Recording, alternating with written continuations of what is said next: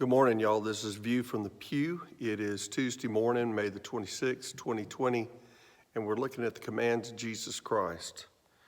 Yesterday, we talked about the command that Jesus gave in the beginning of Matthew 6 to not show off. To not show off. Don't let your left hand know what your right hand is doing. When you do your charitable deeds, don't do them in order to be seen by men.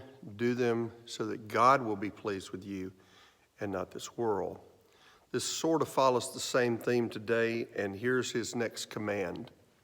It is to cultivate private prayer. Cultivate private prayer.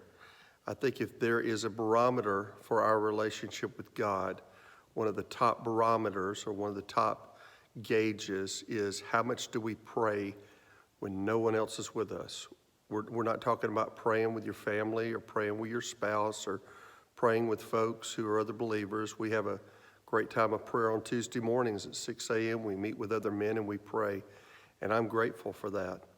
But my primary time of prayer ought to be private prayer with God.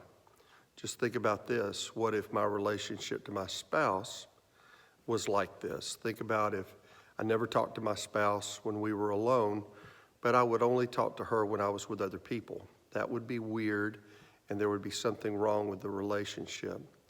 In the same way, if the only time we talk to God at any length is when we're with other people, no matter who they are, then we're missing the point of prayer.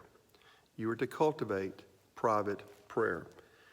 Here's what it says. Here's what Jesus said. He says in verse 5 of chapter 6 of Matthew, "And when you pray, you shall not be like the hypocrites, for they love to pray standing in the synagogues and on the corners of the streets, that they may be seen by men.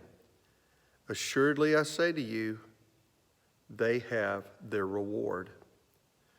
But you, when you pray, go into your room, and when you have shut your door, pray to your Father who is in the secret place, and your Father who sees in secret will reward you openly." Let me add a couple of more verses real quick. "And when you pray, do not use vain repetitions as the heathen do, for they think that they will be heard for their many words.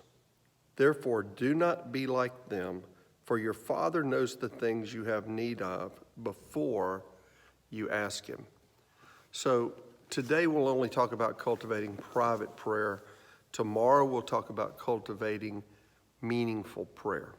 Because you can pray privately, but if you're going to pray privately, you want to pray in such a way that's purposeful. Maybe that's a better word to use. Praying purposefully, having a reason and a meaning, and praying pleasingly to God, praying in such a way that God is pleased.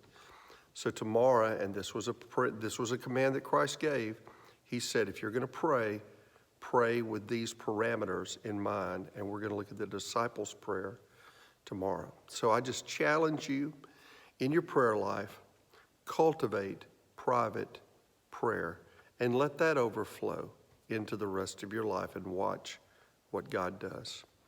Pray God blesses you today. Hope you have a great day and look forward to talking to you again tomorrow.